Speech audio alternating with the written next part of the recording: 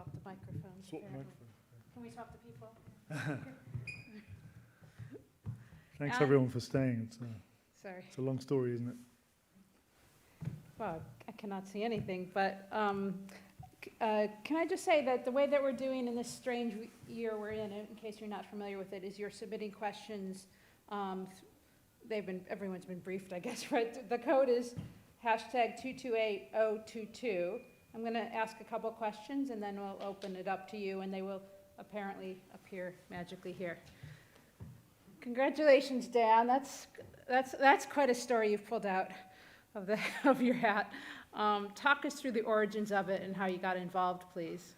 Yeah, I got involved in a strange way because there's a British satirist called Chris Morris, and he started working with my good friend Faisal Qureshi over there, who's the associate producer of this documentary, on these, and he was inspired by a book called The Terror Factory, actually written by one of the journalists in here called Trevor Aronson, about these cases that were coming up in the wake of 9/11 that were all like these informant-led stings, where you had an informant who kind of approaches people who seem suspect for one reason or another, and then the whole plot is kind of manufactured, and a lot of the elements are put in place actually by the FBI and the informants.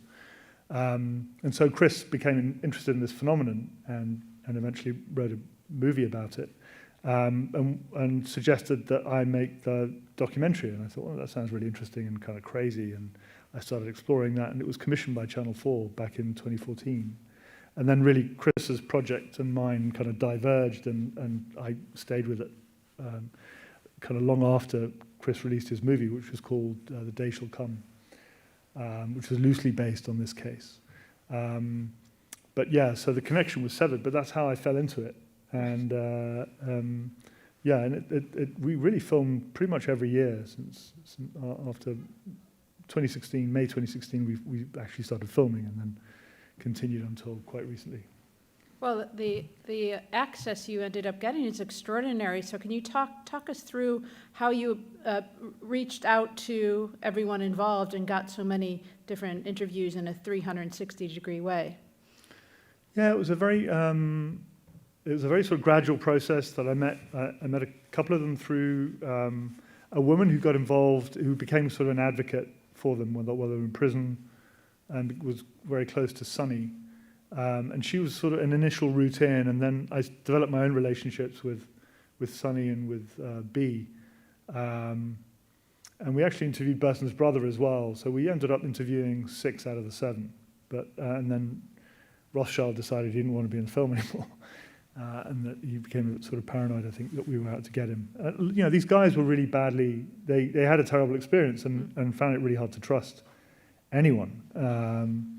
And so, and it's interesting because although the relationship with, so I could talk a lot about this, I don't know if it's what you want to hear, but the relationship with Sunny in particular, you know, the main interview that we use of his was one that I shot really when I first met him. He'd just come out of prison.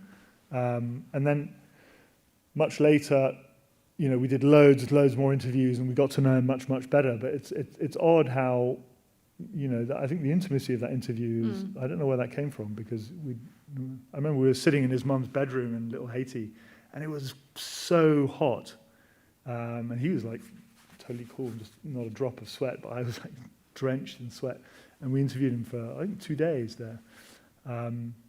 So yeah, it's a very strange film, and it was so, the story was so complex, and you had to put in the storytelling, you had to put all these bits in place in order to understand the next bit and the next bit and the next bit, and in order to sort of really unwrap this crazy story which is a confluence of sort of the moral panic after 9/11 and the sort of loose grip on reality that Narsil had in pursuing this scam while sort of, you know, like, let's pretend to be terrorists and con this guy, and he turns out to be an FBI informant. So it was a crazy story, but it has a wider resonance because the FBI came to rely on these informant-led stings so much since, and, you know, against a lot of the arrests that have been made are are stories like this. You know, sometimes the protagonists are a lot nastier. These guys were relatively inoffensive. Yeah, well, it is extraordinary that it led them to do more of it, but then as you say, that, as it says at the end, that they're using it as a lessons, to teach lessons on how to do it as well. So this really was the watershed case. This was the one Yeah. where they were like, wow, okay, well, we can do this.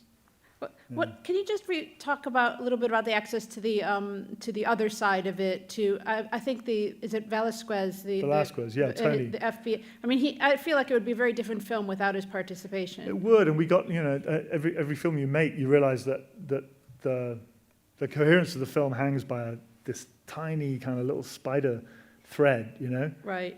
There's so many things you just might not have got. I mean, I had a drink in a bar with Tony when he just left the FBI, I think.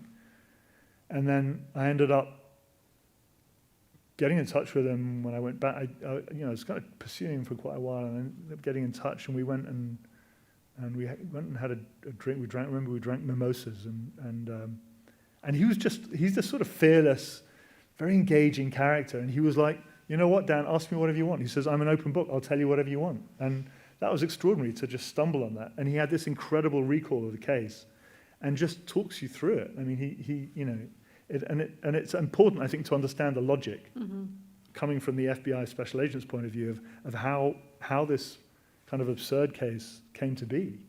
Because, you know, you look at it from the outside and you think, well, there must have been some evil intent. But in fact, I think, you know, there was, in Washington, there was political expediency. They hadn't had a big success in the war on terror for a long time. And this really was all announced with this great triumphalism, even though the Attorney General at the time, as the reporters point out, he didn't seem to really know what the case was about. But so it was, you know, it was a big hoo-ha, and it's now really forgotten. But at the time, it was this score that they needed to make. But you know, from Tony's point of view on the ground, you can kind of understand how at every step and he keeps saying, I wanted to prove these guys weren't terrorists, but you know, unfortunately, because Narsil was so persistent in play acting, and you know, I wanted to be an actor, and he sort of acted this part, and it led to this terrible kind of perfect storm. Yes. Well, and I mean those sort of moments where Velasquez was like.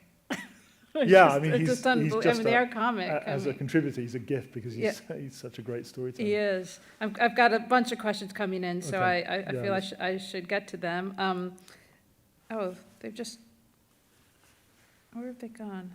I was just going to add, sorry, I don't see how to, there, okay, sorry. I'm on top of it now. Got it. At what point did you hit a wall and consider it maybe discontinuing or changing the project? As you said, you introduced it, it's taken many years, you ran out of money, that sort of thing. So talk us through some of those ups and downs. I mean, it's odd because at the very beginning, I didn't expect to be able to interview any of them because they're all in prison, and it was 2014, and I think Sonny wasn't released until 2016. Right. And Pat, I think, was released just a little bit earlier. But at the time, I was like, I'm never going to be able to interview these guys, and I'm not quite sure how I'm going to tell this story. So I just sort of launched into it, and then thinking that it was going to be quite a sort of dry journalistic story. You know, there wouldn't be access to the people, and then gradually they started being released a little bit.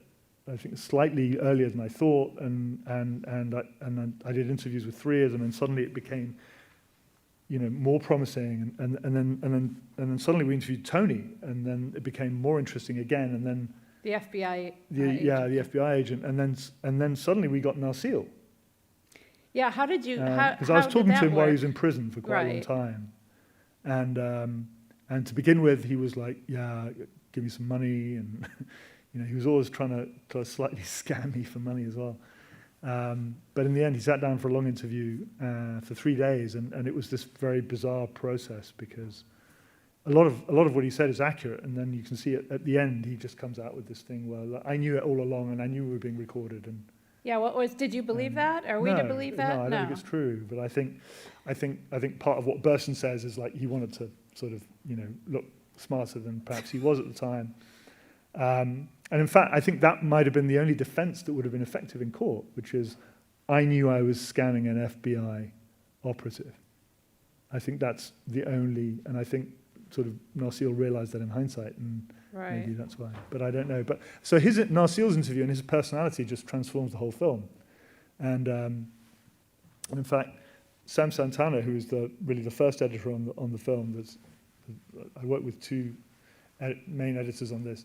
Sam and I were wondering for quite a while, like, do we actually use Narseel throughout the film? And because I thought he was very quiet. I wasn't that delighted with the interview when I did it, and I thought, do we hold him back to the end or whatever? And in the end, we ended up really working him into the film. He's got this strange, quiet kind of charisma. He's got this sort of presence. I think he does speak. There is a weird innocence about him, as Sonny says in the beginning, but he's also very devious.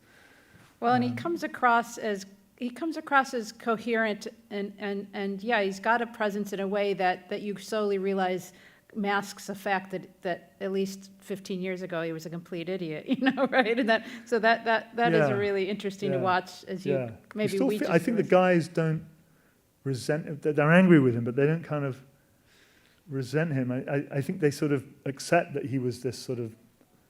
He wasn't like them. He wasn't from the hardcore, the neighborhoods in Miami. He was this out-of-town guy who grew up in a sort of weird, like countrified, churchified existence, and he was innocent, and they really looked up to him as a kind of spiritual guy because he had all this spiritual shtick that he did, and I think he touched their hearts, and they found it very difficult to be really angry with him, Well, yeah, the loyalty is amazing. Yeah. Another question: with so many trials, how tempted were you to delve into the courtroom politics more? That was actually difficult because Narseel's lawyer wouldn't speak to us. Okay. Narseel's lawyer wouldn't speak to us, and we had all the court transcripts, but the judge wouldn't give us an interview. And I think the story is so intricate and so complicated. I mean, I hope it's fairly easy to follow. It's a very long film, but I hope it's, in fact, PBS Frontline, which is broadcasting in the States, which I'm really happy about. I think it's a great platform for this, but they asked us to make it a bit longer even than it was in my original cut. My original cut was 94 minutes, and they asked me to add 17 minutes on. So what did you add? Or what are you adding? No, I guess so we just sort of made it a little bit richer and added a little more detail from the post-arrests and from the trials. But I think really getting into the weeds of the trials, I think you would have lost an audience because the guys themselves didn't have that clear a recall, because all the three trials kind of just smushed together in their minds as this one long sort of nightmare. And I remember Tony saying, by the third trial, everyone kind of lost the will to live, and they were like, let's just get this over with. Yeah. So I think that the contours and the drama of the courtroom really wasn't present enough in the rushes for me to make a good thing out of that. And the whole mystery of the juror at the end who got dismissed, I never sort of really got to the bottom of that. Right. I'm wondering about your technique. Clearly, you were showing them some of the footage, and I understand that you have many. What did you told me in the before the screening? I forget how many hours it was. Some insane amount of hours. I think there was something like 15,000 recordings. Yeah. Okay. So what you were showing, some of the interviews helps obviously. Some of them seem fresh to that information to begin with. Like, talk us through your process of how you sift through all of that, and then how you work with the interviews, because you do this repeatedly with your terrorism films. You've now got a whole subgenre of Dan Reed terrorism films where you have people looking at such footage and talking about it. So how does that work? Well, I mean, Faisal over there, he had the unenviable task of listening through hours and hours and hours and hours of really badly indistinct phone conversations. A lot of it was just kind of bullshit, or just Phil Collins playing for, or whatever in the car. There's a lot, but it all had to be kind of checked through. And then the video footage also was obviously very indistinct, difficult to see. But you, as the director, you can't delegate that completely. I mean, it has to be done by other people as well, but you also have to get into it, because it really gives you a sense. That's the only evidence we have of what actually happened, partial though it is. And even though we don't actually, I don't think we have the full.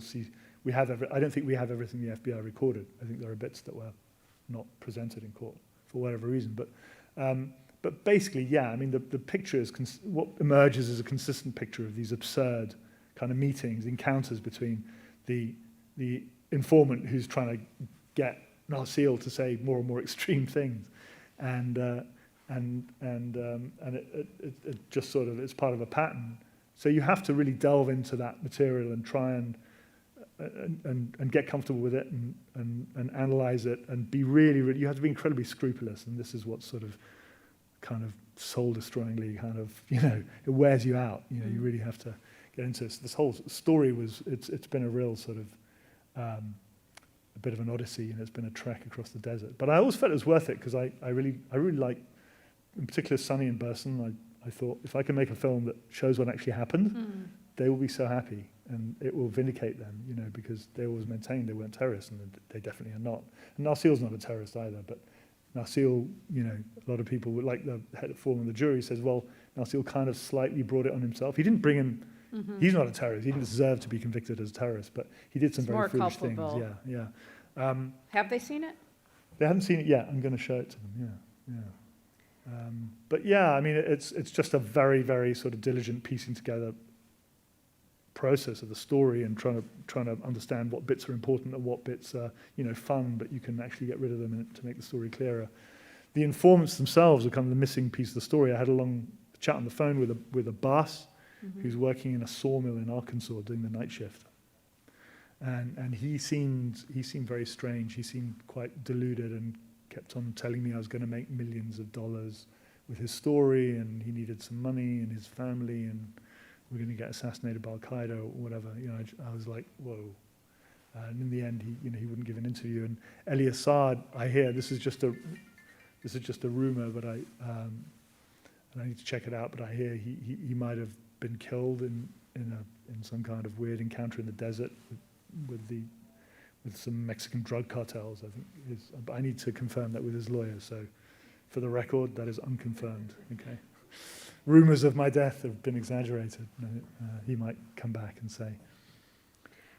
The FBI footage. Who gave you the FBI footage? And was it the lawyers for the defense? And then how do you go about accessing all of that material? Yeah, I mean, in this case, usually the kind of security camera footage or intelligence recordings are very hard to get. Usually that's like a major coup in any of these sort of terrorism subgenre films that I've done. In this case, it was really straightforward, and because the material was screened in open court, and a lot of the discovery was handed over to the defense teams, and we recovered a lot of it from them. That's not problematic as far as I can tell. So we got really lucky. It's just handed to you in raw form, and you've just got to like sift through it for weeks and weeks and weeks. Could you talk about the choice of the film's title, and were there other options you had to let go? Yeah, I mean, it was always kind of called Liberty City because I thought Liberty City, and what an irony, and then everyone told me, well, that's not very exciting. So,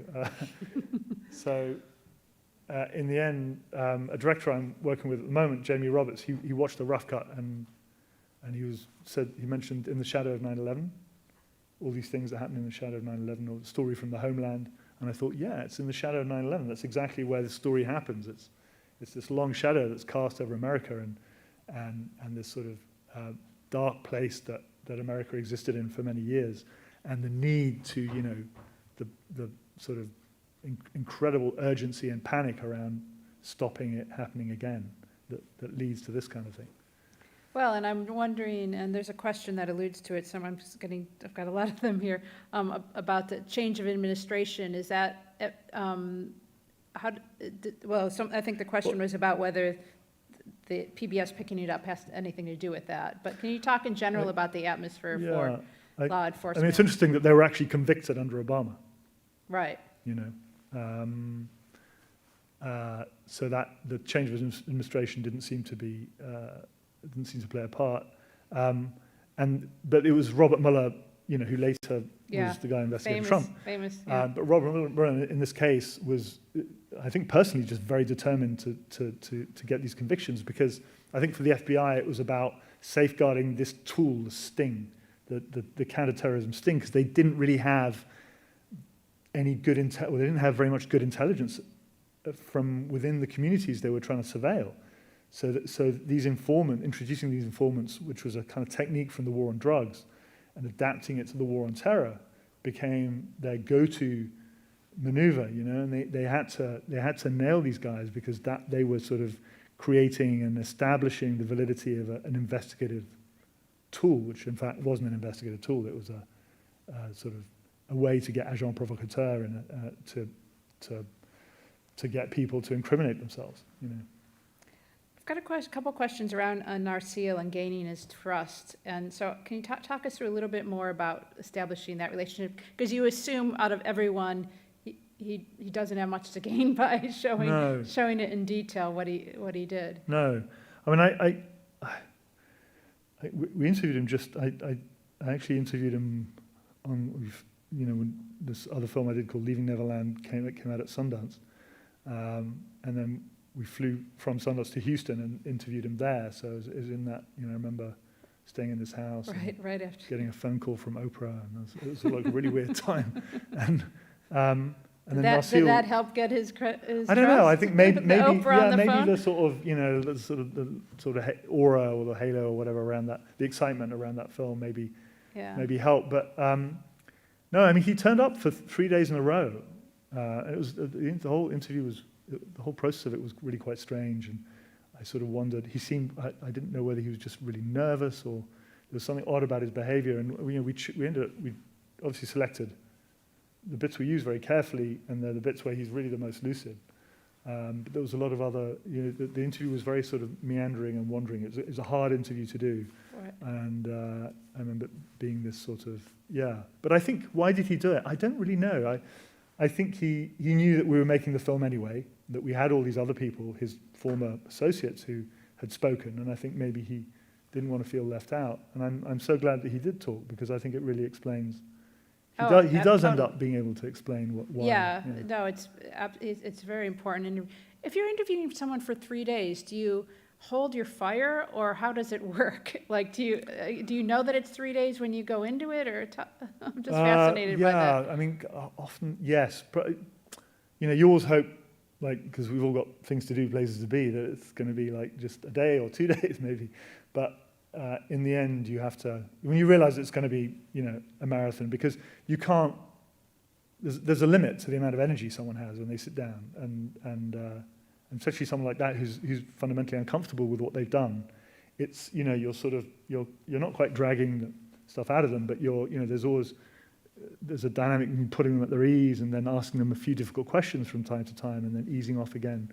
And so, you have to pace yourself and I'm never aggressive with subjects, even if I think they're really evil. I think which I didn't with Narsil. I hate right, that, but I think people. The point of documentary is for people to tell you their story and for you to ask the right questions so that you get an insight into why they did what they did. It's not my job to say, to wag my finger at people. My job is to listen and ask the kind of questions that an audience would want answers to. Right. So you're not just there to make them feel good and warm and elicit their version of their story. You have to challenge it, but at the same time, you challenge it in a way that is going to, elicit a useful response and not a defensive one. Yes. Well, it's a fine line to tread, and we could feel you there at the end with some of the extraordinary things you're saying, where you wanted to sort of perhaps be more forceful than you were in saying, really? Are you kidding me? Yeah, you sort of say what were you doing? But what are you on about? But at the same time, you've been on this sort of 3-day interview journey, and you don't necessarily want to humiliate the guy at the end. Yeah. So, and I thought he was.